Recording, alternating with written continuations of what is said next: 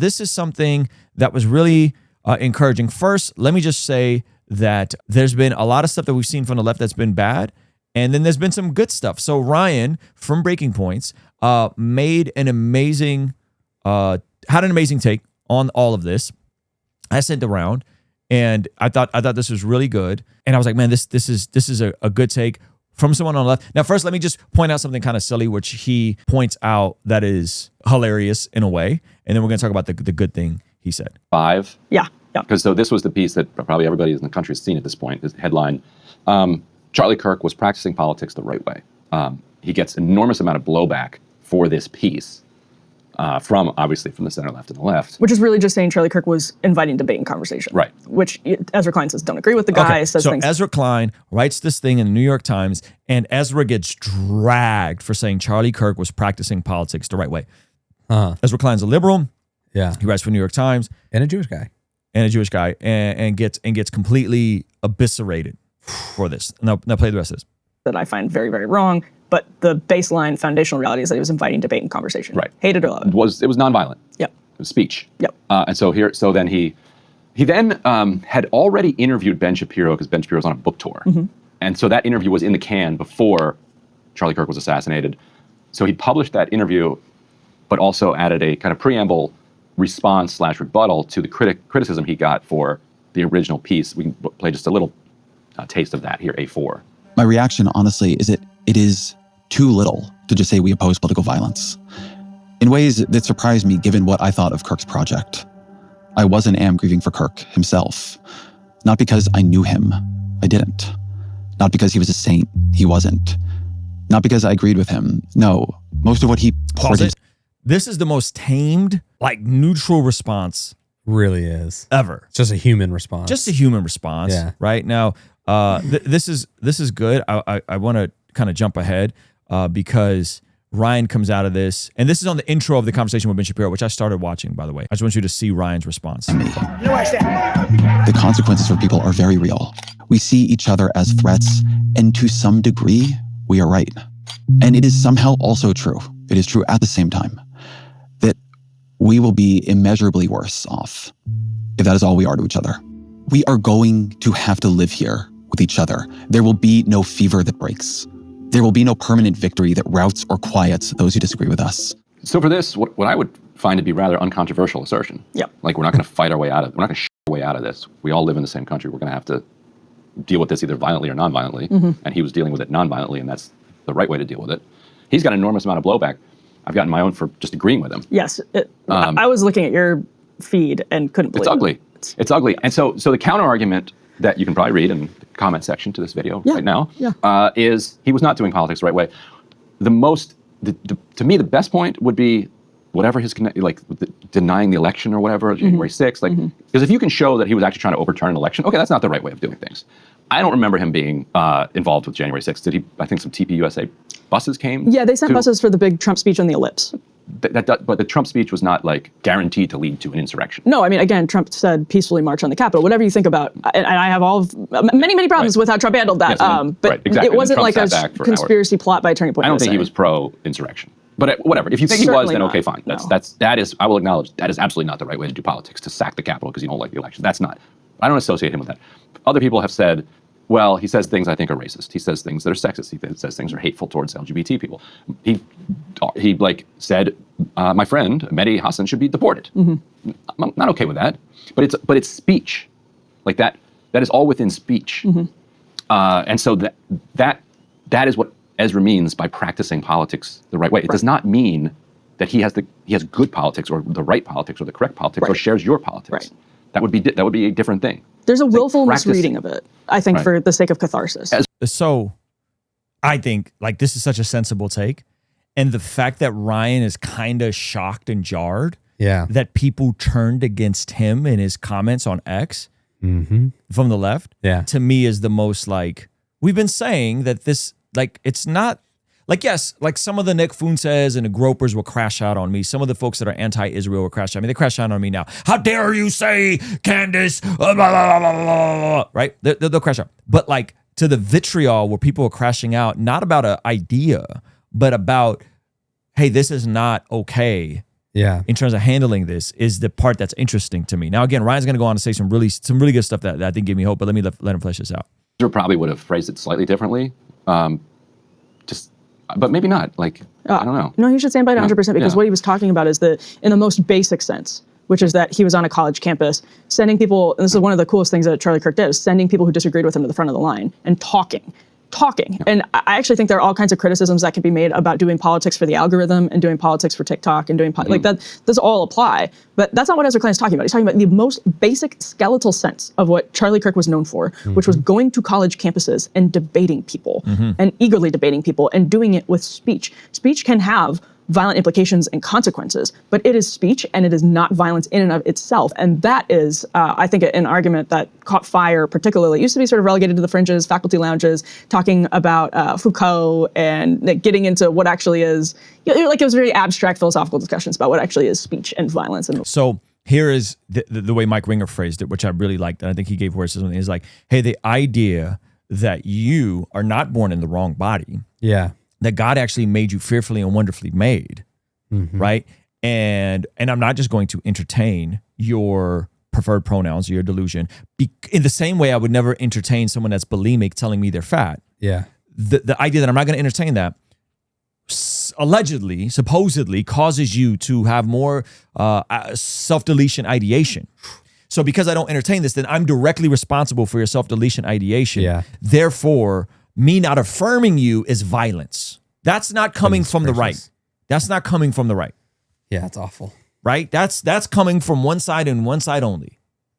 Right? Now, from the right, there can't, January 6th, it's like everything is for our civilization. This is all going to disappear. I understand some of that stuff, but not to that degree, not to that point. Like, yes, every election cycle, there's an existential threat and America is going to collapse. Both sides say that. Yeah. But when you start saying that, like, unless you affirm this about me, you are causing violence to me.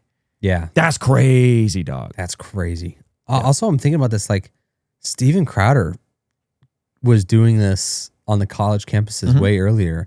I bet he's spooked, like, wow, I really got out before the cultural shift happened so bad that there's, people stationed on top of buildings to take the person out. Yep. And then it migrated into this very literal belief among, I've been accused of it. I don't know, like, if you ever, Ryan, but when I was in college, I was accused of committing acts of violence with my speech. It's up. Yeah, it's sure. Completely up. And, at his Southern Utah event where he was killed, like, he started the event by saying, all right, give me the best libs Utah has to offer. Best libs. Give me the best libs. Yep.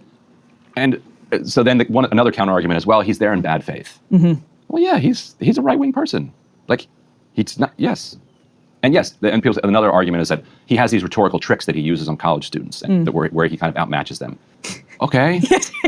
That's what debate and argument. Mehdi wrote a book about that. Yes. Rhetorical tricks. That's hilarious. Right. So if Mehdi went to a college campus and he would absolutely make mincemeat of anybody who came before him, including me, is that doing it the wrong way because he's using rhetorical tricks? The idea that, like, the right is better at debating, so they have rhetorical tricks. Yeah. Basically, like, we lead you down a logical path that you can't get out of, and now it's like, well, they just have rhetorical. They're Michael Knowles went on and debated Ryan, and that's what happened. Like, he kind of got owned, Goodness gracious, and so it's like, like, these dudes know how to debate. They understand logic and philosophy. Yeah. They spend a lot of time refining their ideas. That is more prevalent on the right. Yeah, exactly. And it's funny what they're pointing out too. It's just like, okay, so he owned liberal college students, or he had rhetorical tricks, is what they put. Yeah. It's like, what they're saying is, even so, that someone should not die because of that. Like, it's like all sensible. Yeah. It's like people pointing out, but he was in bad faith. He's like, still shouldn't die. Yeah. Oh, he used rhetorical debate tricks. Yeah. Still shouldn't die. Yeah. Like it's really basic, freedom of speech stuff. Anyone that goes into a public debate is not going to have their mind changed, guys. Hello. So sometimes there's clips of from Charlie's events of like college students saying, you know what? I'm not talking college students. I'm talking about someone that's an authority on a topic is not going to go into any public setting and have their mind change. Someone who has collected a check for an ideology before. Yes, debate is theater. Yeah, it is. In our real lives, we might have real conversations with real people, and in a private setting be like, oh, no, that's a fair point. I understand.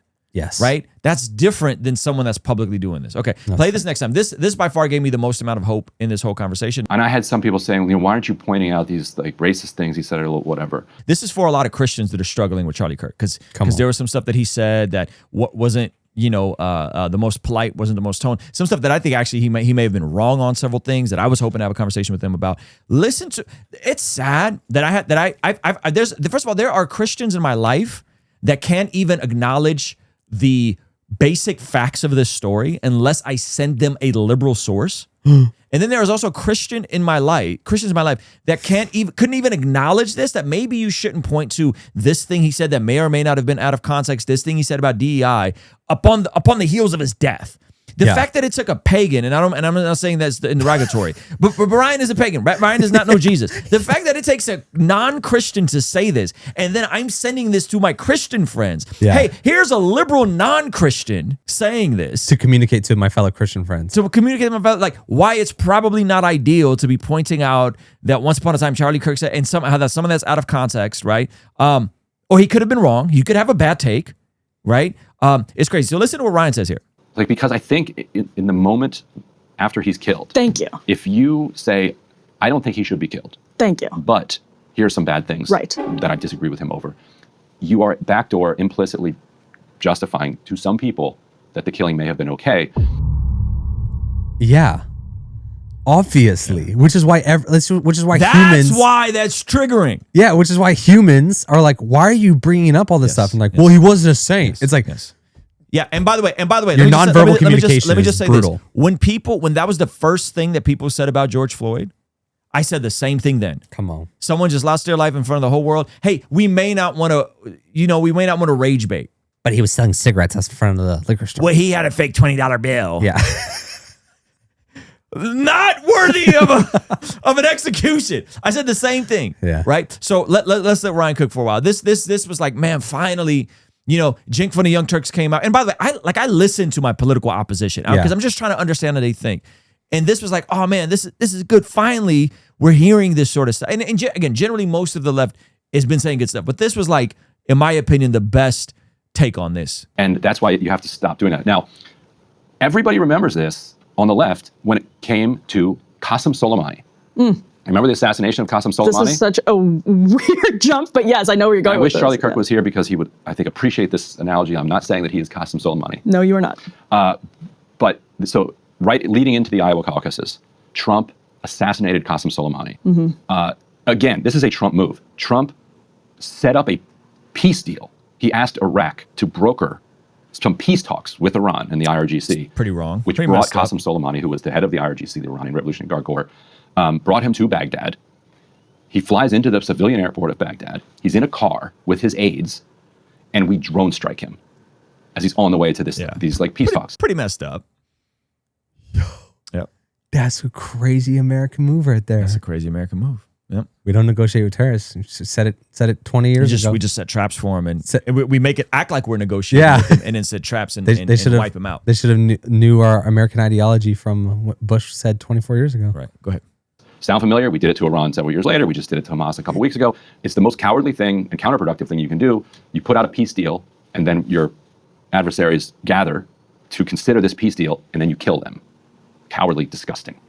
And so every Democrat put out a statement saying, I deplore Qasem Soleimani's life and work. He's responsible for the killing of thousands of Americans, probably, American troops. This is a bit of a flawed. It is definitely you know what I'm saying? It's flawed. I'm pretty sure this dude was like a terrorist. However, he just said he's responsible for the lives of thousands of American soldiers. Yes, it's a bit flawed metaphor. I'll play dirty. Yeah, but I understand what he's trying to say. Yeah. In the Iraq War in the 2000s, as well as kind of a leading figure of building up the axis of resistance. And so every single Democrat said, I disagree with him, I hate who he is. However, Trump should not have done this, cold blood, this extra legal assassination. Except Bernie Sanders. Bernie Sanders' statement was clear and unequivocal. You do not assassinate figures like this. Like, this is not how we do things in the world. And you save your critique of the person for later because it's beside the point. The critique then justifies the killing in a way. And everyone on the left understood that in the moment. And everyone jumped on Elizabeth Warren and all the other Democrats who led with a mealy-mouthed, I hate what this guy stands for. However, right. So the point is, if you're against the killing, you just say you're against the killing. The killing was wrong, and then you move on. Shout out to Breaking Points. Yeah, I agree with everything except for the extremely flawed bit illustration. of a flawed illustration. But hey, thank you so much for watching this video all the way to the end. If you liked it, then hit the like button. If you liked it a lot and have a thought to share, leave a comment. If you are listening to this on the podcast app, make sure to leave a review. And you could even leave a comment over there. And if you want to watch another video that is recommended just for you, hit this video over here. Let me know if they nailed it. Also, you can partner with us monthly, which helps us out a lot in our monthly community, get access to early drops and all that kind of good stuff over here. All right, I'll see you over there. Peace.